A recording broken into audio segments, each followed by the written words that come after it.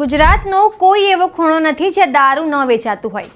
Dear ઉપમુખ્યમંત્રી Harsh Sanghavi સાંભળો, આ વાત વિપક્ષ નહીં પણ સ્વયં ભાજપના સિનિયર નેતાઓ કહી રહ્યા છે। હવે સાહેબની પોલીસ શું કરશે? નમસ્કાર, હું છું નિરાલી। છે બરોડા ડેરીના ચેરમેન દિનેશ પટેલ ઉર્ફે દીનુ મામા। દીનુ મામા કોઈને કોઈ નિવેદન બાબતે વિવાદમાં રહે છે। થોડા દિવસ પહેલા જ તેઓએ રાજકીય પક્ષોના કાર્યક્રમમાં આવનાર 80% લોકો દારૂ પીને આવે છે તેવું કહ્યું હતું। ત્યારે હવે તેમને ખુલાસો કરી રહ્યા છે કે દારૂ અને ડ્રગ્સને દૂર કરવાનું કામ માત્ર કોંગ્રેસના નેતાઓનું નથી પણ સાધુ અને સંતોએ પણ કરવાની જરૂર છે। તેઓએ બોલતા બોલતા ત્યાં સુધી કહી દીધું કે ગુજરાતના કયા ખૂણો છે જ્યાં દારૂ ન મળતો હોય। એટલે કે હર્ષ સંઘવીના એ તમામ દાવાઓ પોકળ સાબિત થયા છે કે રાજ્યમાં દારૂ અને ડ્રગ્સ ઉપર પ્રતિબંધ છે। પણ દિનેશ પટેલે તો જાહેરમાં હર્ષ સંઘવીની ખાદી અને પોલીસની ખાખીના દાવાઓને પોકળ સાબિત કર્યા, તો સાથે જાહેરમાં તેમના જબ્બા પણ ફાડી નાખ્યા। હવે હર્ષ સંઘવી અને તેમની પોલીસ શું કરશે? દિનેશ પટેલ ઉર્ફે દીનુ મામાના આ નિવેદનને લઈને આપ શું વિચારો છો? કોમેન્ટ બોક્સમાં જણાવો। 2 મહિના પૂરા થયા, ગેજેટમાં પાસ થઈને આવે કે ના આવે, પણ બજાર સમિતિના હાલની બજાર સમિતિમાં ચૂંટાયેલા આપણા તમામ ડિરેક્ટરશ્રીઓ હાજર હોય ત્યારે પ્રમુખ તરીકે પ્રવીણસિંહ સિંધા અને ઉપપ્રમુખ તરીકે ભીખાભાઈ સ્વામીને આપણે જાહેર કર્યા છે અને આપ સૌ સ્વીકારી। હવે ડેરીમાં કે મહેમાન પાડી દઈએ, ચૂંટણી અટકાઈએ કે કેવું કરશું? તમારો બધાનો અભિપ્રાય લેવા માટે બોલાયા છે કે આજે ચૂંટણી આવે કે વર્ષ પછી આવે, ડેરીની ચૂંટણીમાં મને કંઈ ફરક પડે એવું લાગે છે?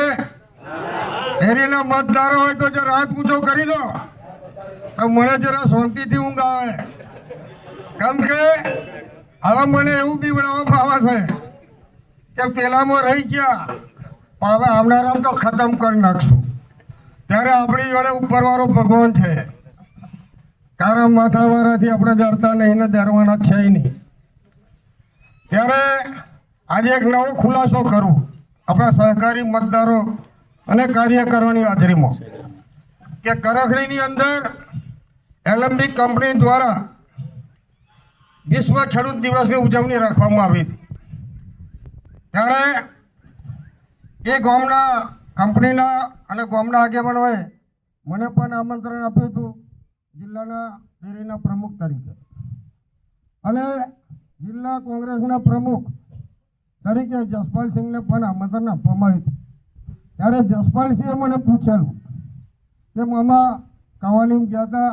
મેં કીધું ના ભાઈ, નહીં ગયું, કારણ કે આ બીજો કાર્યક્રમ હતો પ્રમુખ સ્વામી હોલમાં, નશા વ્યસન મુક્તિનો કાર્યક્રમ। તો હું આપણને ખાલી સેમ્પલ બતાવું કે તમાકુ, બીડી, ગુટકા આ બધા વ્યસનમાં આવે કે ના આવે? આ તો વર્ષોથી આદિકાળથી વ્યસન, કોઈ ગુટકા ખાય, કોઈ તમાકુ ખાય, કોઈ પડીકી ખાય, કોઈ પોન ખાય તમાકુનું, અથવા મારા જેવા ઈપકોય ગાતા હોય તો મેં કહે ભાઈ હવે હું જઈને શું કરવાનું, મને ઈપકોનું વ્યસન છે, છૂટતું નહીં। ત્યારે તોડ મરોડ કરીને મારું નિવેદન આ એઆઈના ટાઈમમાં આ મોબાઈલના વખતનું બધું બહુ તોડ મરોડ થાય, ત્યારે હું તો તમે બધા ઓળખો છો, દરેક ધર્મમાં માનું છું, નાના મોટા મંદિરમાં ફૂલની પોખડી પ્રમાણે સેવા આપું છું। અમારા તે સ્વામિનારાયણ મંદિરનો કાર્યક્રમ હોય એમાં આપણો મહત્ત્વનો ફાળો છે। આ તાલુકામાં પ્રમુખ સ્વામી મહારાજનો તાલુકો હોય અને વિશ્વમાં જેને નામ રોશન કર્યું હોય, આ સંતોને બધાને વિનંતી કરું છું, હિન્દુ ધર્મના સંતો મહંતોને બધાને વિનંતી કરું છું કે ચૂંટણી આવે ત્યારે આપણે બધા હિન્દુ કરીને નીકળીએ, આભાર। પણ અત્યારે વિરોધ પક્ષના નેતાઓ જાગૃત ધારાસભ્ય બૂમો પાડે છે ડ્રગ્સ મિટાવો, દારૂ મિટાવો। આપ સર્વને પૂછું છું ગુજરાતના કયા ગામડામાં દારૂ નહીં મળતો? આ જવાબદારી એકલા પેલા કોંગ્રેસના એક ભાઈ છે, શું નામ એમ, જિજ્ઞેશભાઈ મેવાણી, ગોપાલ ઇટાલિયા, આ છેતરભાઈ વસાવા, આ લોકોની જવાબદારી છે, સાધુ સંતોની જવાબદારી નહીં। જો સાધુ સંતો ધારે તો 1 મહિનામાં આ બધું કંટ્રોલ કરે. વાત કરવાની મારી આ પદ્ધતિથી આ જ કરી છે. તોડ મરડેલા નિવેદનને હું આજથી નહીં સ્વીકારતો, કારે નહીં સ્વીકારો. ત્યારે એ વાતનો ખુલાસો મેં તમને આજે કરું છું. હવે આપણો જમવાનો કાર્યક્રમ ચાલુ કરો. અસ્તુ. ભારત માતા કી જય. આજે બજાર સમિતિના ચૂંટાયેલા ડિરેક્ટરો અને એની અંદર આવતા 650 મતદારો, મારા ડેરીના મારા વિભાગના 85 મતદારો અને મંત્રીઓ, એવી રીતે સેન્ટ્રલ કોઓપરેટિવ બેંકના મતદારોને આજે આ 2025ના વર્ષની પૂર્ણાહુતિના સમયે એક ઊંઝા પાર્ટીનું આયોજન રાખવામાં આવેલું છે. ત્યારે ગેજેટમાં પાસ થઈ નહીં આવતા બજાર સમિતિ પ્રમુખની ચૂંટણીનો પણ ઉકેલ નહીં આવતો. એ આ મતદારોને વાકેફ કરવા પડે એના ભાગરૂપે અમે આજે બધાને બોલાયા છે. લગભગ 801 જે સહકારી ક્ષેત્રમાં જોડાયેલા મતદારો છે પાદરા તાલુકા, એમને બોલાયા અને ઊંઝા પાર્ટીનો કાર્યક્રમ રાખ્યો છે. કાયમ બધા પૂછે કે બજાર સમિતિના પ્રમુખની ચૂંટણી કાર તો પ્રમુખ પ્રવીણ સિંધા હતા અને એમની આગેવાનીમાં બધા જ મતદારોએ બહુમતીથી ચૂંટાઈને તમામ પેનલના ઉમેદવારોને ચૂંટાઈ લાવ્યા છે. એની આજે ખૂબ ખુશી છે.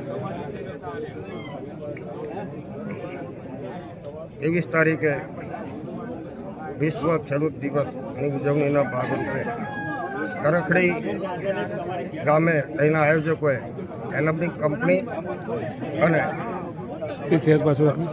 પાદરાના ડેરીના પ્રમુખ તરીકે ડેરી સાથે જોડાયેલા લોકો માટે અને ખેડૂતો કામો માટે નવી પ્રકારની ખેડૂતોની ખેતી કેવી રીતે કરવી, ભૂંડ, કૂતરા, બિલાડા તો ઓછા પડે પણ નીલગાય, રખડતી ગાયો, ભૂંડો અને વાંદરાથી ખેતી કેવી રીતે કરવી અને આ બધાના ત્રાસથી બચવા માટે કઈ પ્રકારની ખેતી કરવી એના માટે એલમ્બિક કંપની દ્વારા એના CSR ફાઉન્ડેશન ટ્રસ્ટ દ્વારા આયોજન રાખવામાં આવેલું છે.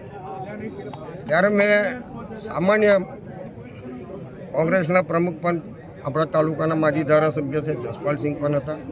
તો મને પૂછવામાં આવ્યું કે મામા તમે કવાલીમાં ગયા હતા, નવી નહીં થઈ ક્યાં નશામુક્તિ વ્યસનમુક્તિનો કાર્યક્રમ સ્વામિનારાયણ હોલમાં રાખવામાં આવે એમાં પણ નહીં.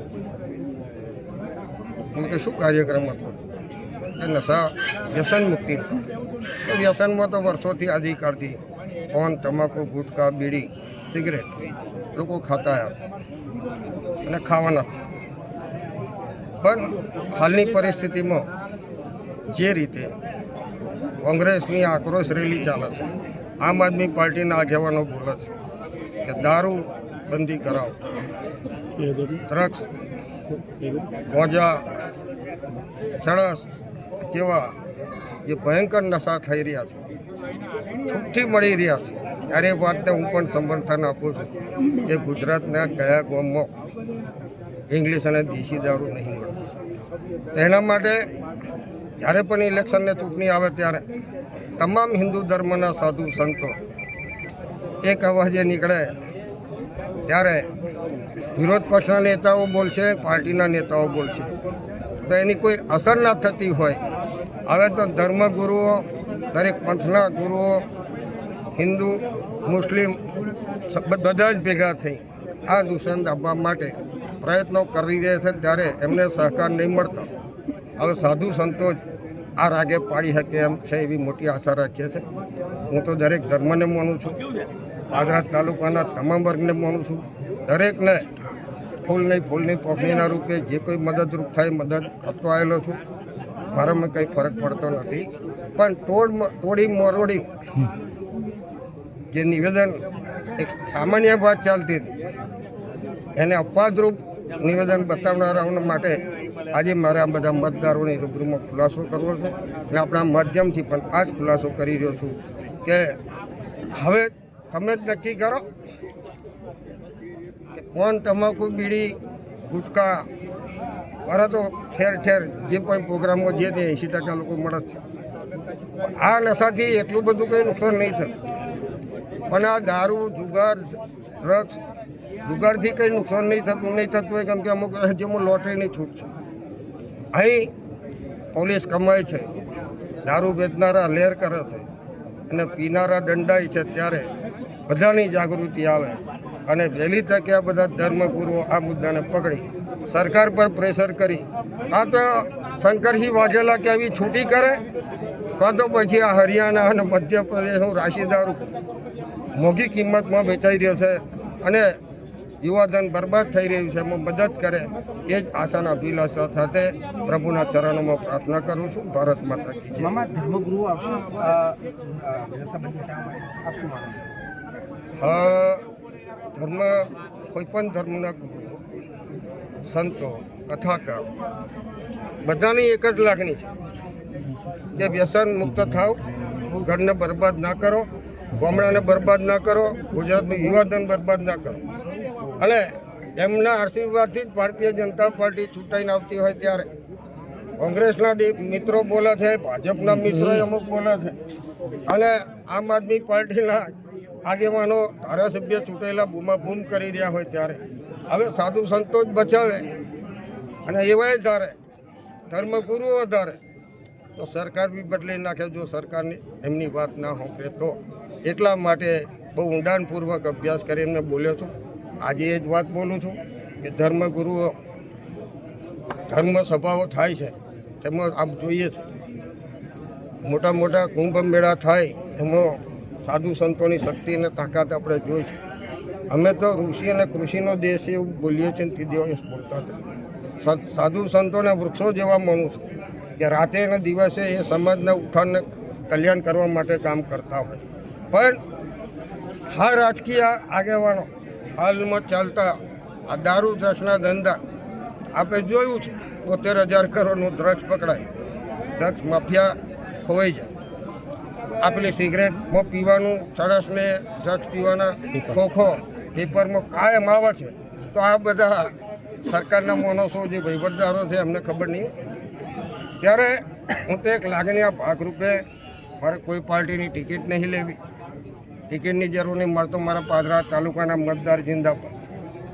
ત્યારે મેં આ વાત કીધી હતી, એ વાતનો આપ સર્વને ખુલાસો કરું છું. મારા ખુલાસામાં હવે સાધુ સંતો નહીં, આજે નહીં તો આ બધા અનુયાયીઓ, બધા ધર્મના પંથો છેવટે તો બધા મનુષ્યથી જ ચાલતા હોય ત્યારે આપણી લાગણીને માગણીને સાધુ સંતો ઉપાડી લે છે. એ જ આશાનો સરળ.